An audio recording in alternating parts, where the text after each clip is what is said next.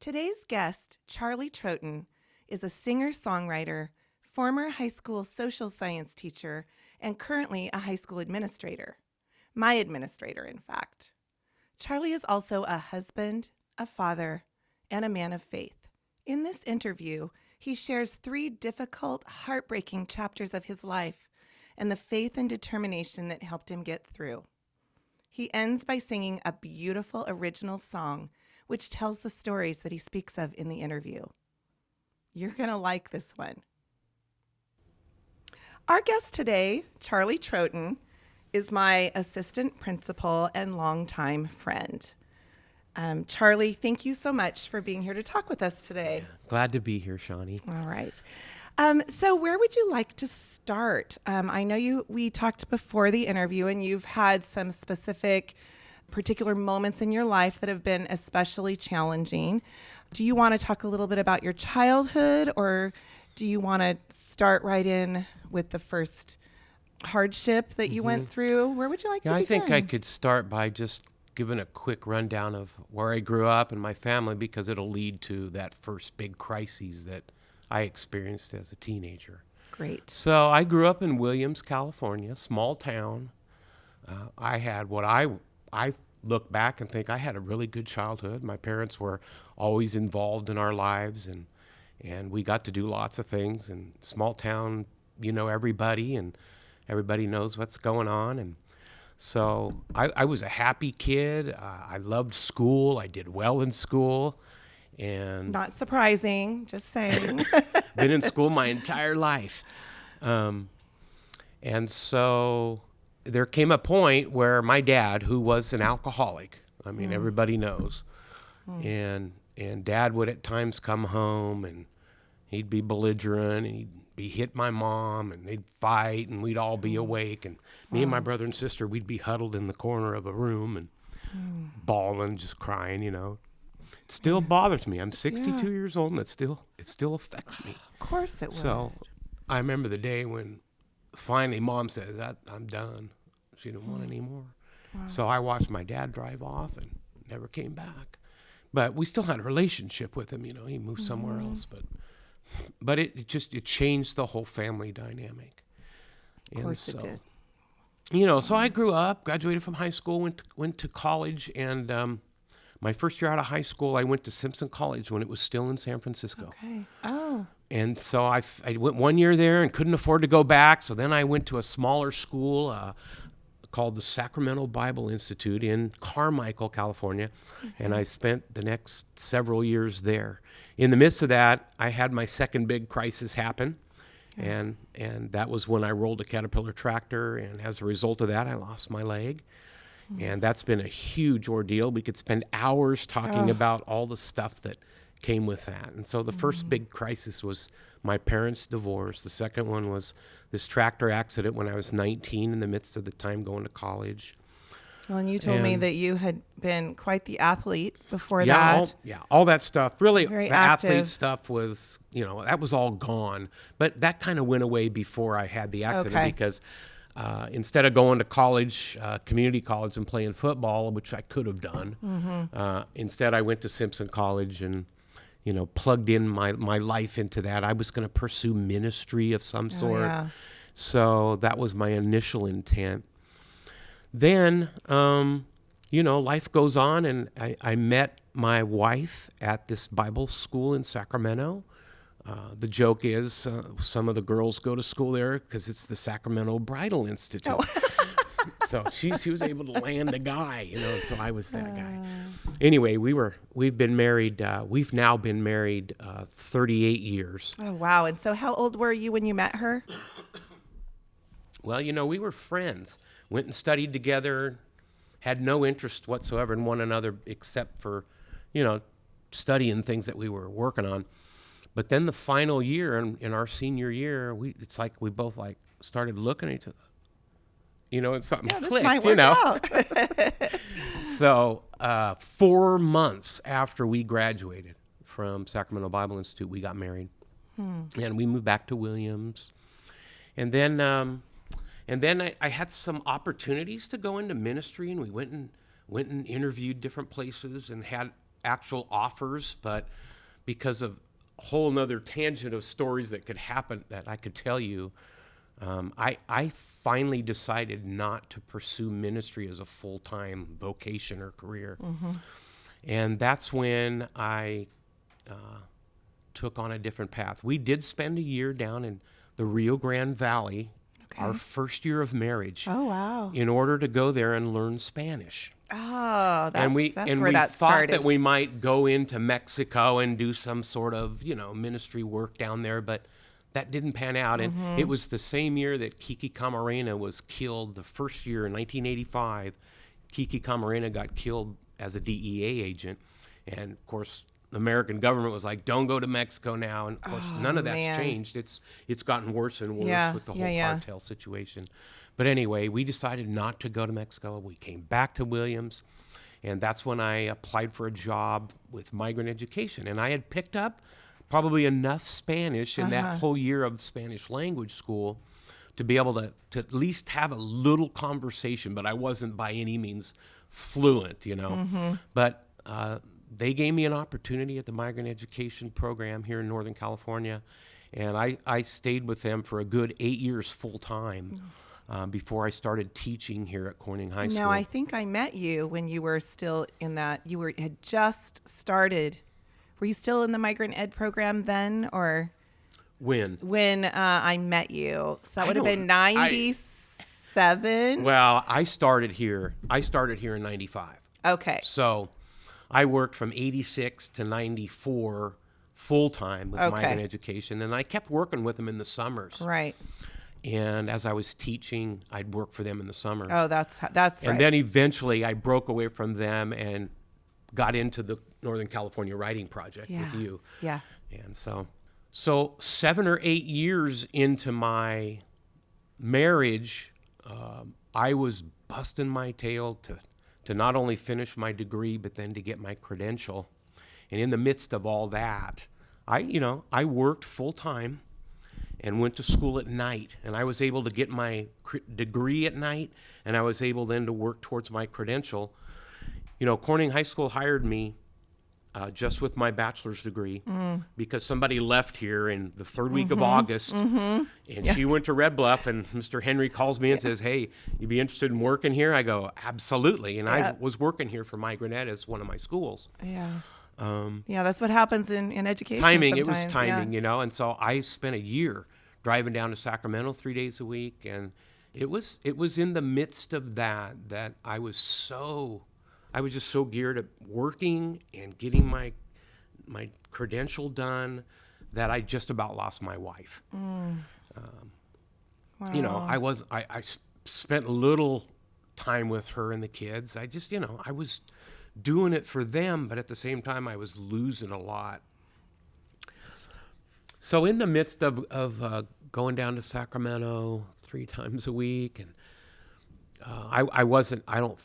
in hindsight, I wasn't being a good father, and I wasn't being a good husband. I spent so much time and energy focused on finishing this so I could, so we could get to a certain place. You were being a little unconscious. Like looking back, you would see it, but when you're in the midst of it. But in the midst of that, my wife, wasn't happy, looked elsewhere for satisfaction and companionship, et cetera.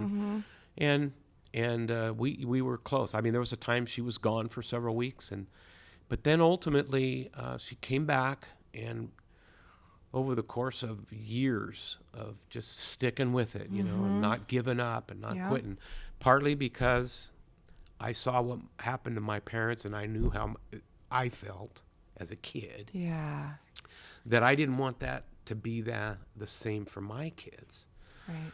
So I had, because of my faith and my belief in the Bible and its principles, that divorce was for me was never going to be an option. And so I was doing everything I could to hang on to that. And so over the course of time, I mean, that's a whole nother set of interviews, you know, so it's a whole nother time period. With each of those crises, I could talk for an hour, you know, about things that happened. And but that third crisis was one that went on for many years. It's like we didn't, just because it was year 8 didn't mean the next year it went away, you know. Right. There were things that popped up. It was a roller coaster for several years, and probably up through the time that our kids were grown and then leaving the home, right? That we finally got to a place where we loved each other again with all our hearts, and we're committed to sticking this out to the end, right? And I mean, and I know my wife goes through that whole set of emotions that she had experienced. And so anyway, we're loving the empty nest now, and you know. Well, I can tell, you know, it still affects you now. And I'm sure, you know, in the same way she's still affected by it. And, you know, when you go through something like that, that's how it is. And so I want to stop for just a minute now and ask you, for people who are struggling with their marriage, why do you think, how do you think you worked through that? Yeah, I know it's a process, so that's maybe a hard question, but you obviously both were really wanted to make things work. Did you both always really want it to work, or was there a moment where you're both like, wait, we think we want to make sure this works? You know, I think that there were definitely times that we got close and then pulled back and got close again to actually separating and saying, we're done. We're gonna try to find life with somebody else. That was there for quite a time, years afterwards for both of us. But I think it starts with this fundamental commitment that we believe in this relationship and this institution, and we thought and believed that ultimately God wanted us to stay together. And so that having that inner motivation and drive to honor God in that way, well, I think was both helpful. having that same faith, I'm sure, really helped. And our faith waned in the midst of those years that, you know, both of us weren't doing the right things, you know. So, but as far as what else you got to do, of course, everybody knows communication is so key to it all. I would say we ultimately came to a place where we talked it through, and it was, you know, we had to come to grips with what's happened and where do we want to go from here, and recommitment to marriage and to God Himself and to our family. So I don't know that I have a good anecdote, but it was that commitment in our relationship to God that was going to help drive our relationship with each other. And so we both now just fully believe that that's what carried us through, and that had we not cried out to God, we probably would not have made it. Well, it's kind of like a point of surrender, right? Right. And it's I would say this, I think, would give a lot of people hope, because I know some people feel like when you go through problems in your marriage that are as bad as you were describing, that something's been destroyed forever, that it will never be restored. And the fact that it was, and I hear you talk now about your marriage, and I've known you for a lot of years, and I remember when your marriage was I was at your house one time. Yes, you were. And I remember that, and to now hear you now, you sound completely different. And I just think that that's a great message to people, and it just could give some people hope that there is a way, right? Yes, there is.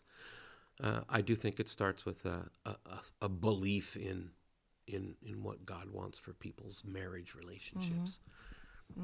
So. Yeah. So I'm going to go back a little bit. Okay. Because I want to go back to the two other things that happened to you, only because our podcast series is for survivors. They might be people struggling with marriage, but they might also be people struggling with living with an alcoholic father or mother. You got through that somehow, and it sounds like partly because of your mother, largely maybe because of your mother. For sure. So you're okay now, even though it's still hard for you, but you're grounded. You're okay. Is there any advice you'd give about getting through something like that? Or is it the same answer having to do with faith? Well, faith is the first one for me in terms of persevering. Now, timeline-wise, my parents got divorced when I was 14. Okay. I didn't become a Christian until I was a junior in high school. I was 16 years old. So it was a year and a half later. And so the persevering through the divorce wasn't necessarily a faith thing initially. It was a sad time. We cried, but for some reason you still went to school and you still did all the things that you do as a kid growing up, graduate from high school, go on to college. And so in the midst of my third year in high school, right, I had some guy talk to me about God and about the relationship with Christ and the Bible, and I believed it, you know? And so from 14, 15, and maybe into the year 16, I was just fighting with whatever will was in me, right? And mom was, of course, a stalwart there. You know, she kept on working. She did everything for us kids, you know. And Dad stayed involved, you know, from the sideline. He came to our athletic games and different things of performances in band or whatever. Yeah. And so there was that sort of mutual support that they both gave, but Mom was the ground, you know, that we all stood on, really. And when I became a Christian, it was many years after. My mom was staunchly Catholic. Oh, and interesting. when I became a Christian, I one day told her, I said, "Mom, I'm not going to the Catholic church with you anymore. I'm going over to the neighborhood church in Williams." She goes, "Fine." And she never spoke to me for 3 days. Oh, wow. 3 days. Wow. But then eventually my mom in her probably 50s, late 40s, early 50s, my mom became a Christian. So we share that now, currently, you know, 20, 25 years later. But right. Yeah. So you made it through that with some, just having your mom there and just getting up and going to school, because that's what you do. You just get up. You keep going through your routine. You keep going. You just keep getting up the next day and doing what you do. Yeah, I can't define exactly what it was, but it's like I've asked people the question, why do we go to college? What is it within us that we grow up thinking that the automatic thing that we got to do is go to college? Because not every kid has that. Yeah. But our family did. Right. You know, and it's like, wow. And so same thing. You keep going one step in front of the other and doing what you got to do and figure out what you want. And then in my life, you know, Christ came in when I was a junior in high school. And so that shifted the direction, you know, radically. So let me ask you just a little more about your accident with your leg. Okay. Because we haven't talked much about that. Yeah, because I know when people, you know, you are highly respected at our school. And I know that a lot of people, I think, are really inspired by the fact that here you are missing a leg. And you can't see Charlie right now, but I mean, it's above the knee, above the knee. To my hip, yeah, and you know, wondering how does he just come to work every day? You know, you're just pushing forward with your life. You're not feeling sorry for yourself. You even make jokes about it, and you're just moving forward. And I also remember you saying that when it first happened, when you were laying there in the ground, there's a point where you thought you might want to die. I actually tried to stick my head into the 4 or 5 inches of canal water that was right in front of my face and blew the air out and I tried to drown myself, but you know, you pull your head up and go, I just can't do it, you know. Oh man. But after I didn't die initially right away under that tractor, I knew that I was going to make it. I knew I was going to live. I don't know why. I don't have any reason to know why, but I just had this sense that, I didn't die right there, and I thought for sure I was going to when that thing was pushing me down into the bottom of that canal. It just wasn't your time to go. No. That, of course, I believe in the sovereignty of God, and He's got all things working out, and so I responded to that. And then when you were coming out of that, a recovery from that, yes, that must have been a rough time. But again, lots of relying adjustments. on your faith and your I think that I've always had that. Somehow have had ingrained in me a will to just keep going, humanly speaking. Yeah. But then, as a Christian, also tapping into what I consider divine help and intervention, right? By this unseen, invisible God that is actively working in the world that, lots of people deny that, but I do not. Right. So right. I'm staunchly entrenched in that perspective now. More now than I've ever been, of course, but it was helpful in that moment, not only to persevere through mom and dad's divorce later, but also through that accident, and then my own my marriage relationship, and bringing it really back. Help give you guidance and it has. a sense of peace, maybe. For sure. Okay. All right. Well, I think those are all of the questions that I have for you today. Do you have anything you want to add, or have we missed anything? Well, I do know that we were going to do a song with this. Yes. And so the song, I just want to tell us about the song, because talk briefly about the song. Yeah, we're going to end with that. So let's see. I'm trying to remember. This is really an early song that I wrote many years ago, of course. It wouldn't have been until I was probably 33-ish, I'm going to guess, 33 years old. I didn't start playing the guitar until I graduated from high school, because at Williams High School, you don't sing in the choir and be a jock at the same time. Of course not. You get ridiculed, and so I never got in choir. I was in band, played the trumpet, but I didn't start playing the guitar and trying to sing until after I got out of high school. And so going to a Christian college, that was a big part. Music was a big part of my life in those different schools that I went to. But this song, probably 33, 34 years old, it had to be after my wife and I had that breakdown, right? And so I decided one day to sit down and write about the three big crises in my life. The first one being parents divorcing, that crushed me. And then the accident when I was 19 years old, some 5 years later. And then, at 32, 33 years old, going to years 7 and 8 of my marriage and pursuing that degree and credential, and, all the things that we went through in our marriage, I sat down and wrote this song. And the song really sort of summarizes, the things that you've heard me talk about. Yes, it summarizes very nicely. I'm really excited for I our do remember when I first sang that song. I left out the bridge because it was Christian. You know what I mean? Yeah. And so when I would sing this in public, like I would sing in class or I'd sing in other public events, I would not always include that, and it was hypocritical to not. Yeah. Because I didn't. People, they don't want to hear about God and Christ, so I'm not going to sing that verse. But I remember you making a very specific comment when you heard me sing it one time with the bridge. You go, "Oh, you've changed that song," you said to me.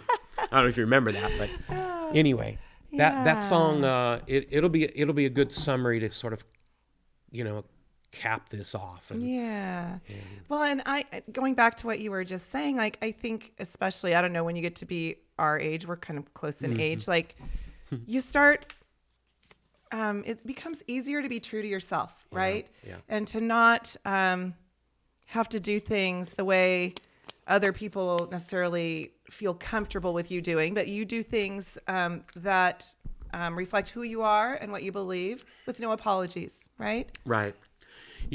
I've been in education for 30 years, and 30 years plus when you count the years with migrant ed. And of course, there was always this sort of limiting element of education that, oh, you don't talk about religion in school. And I think it's a travesty that there's not, as a government teacher, that there's not this free flow of ideas and information mutually shared among all beliefs and all perspectives about life. Oh, I couldn't agree with you more. People today, they just cut those things down. And so Yeah. the voice of Christianity or whatever other perspective, Exactly.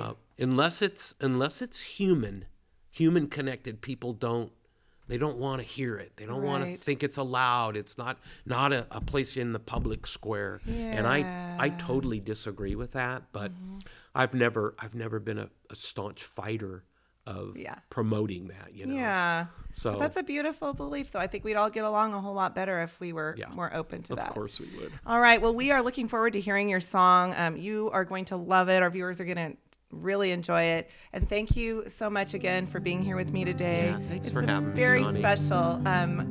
Charlie's getting ready to retire from Corning High School, and I actually don't want to think about it too much right now, or I might lose it. So I'm super thankful that you agreed to be here today with us. So That was great. Thank you so much. yeah, thank you. And now stay with us as Charlie sings his original song to the staff at Corning Union High School.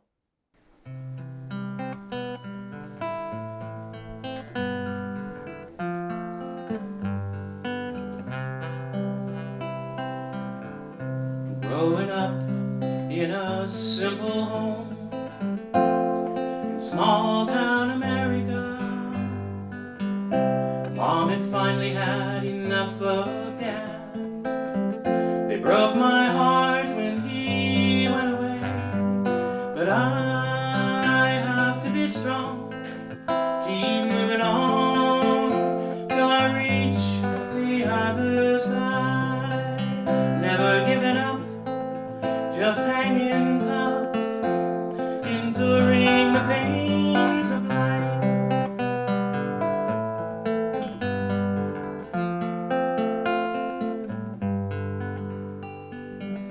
Working a foggy December morn, the tractor rolls and pins me down.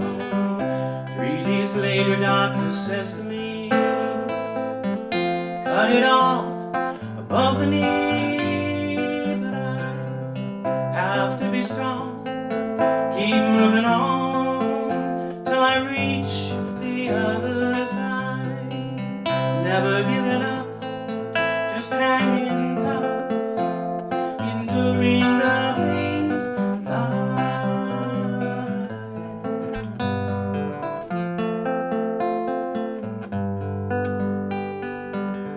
Married with 2 kids of my own, 8 years running while I had it made. In 93 the marriage falls apart, and since that day I've never been the same. But I have to be strong, keep moving on till I reach the other side.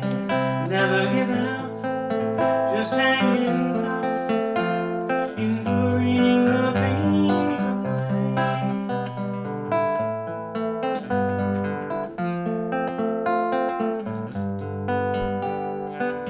Made some mistakes along the way, a few regrets I must concede.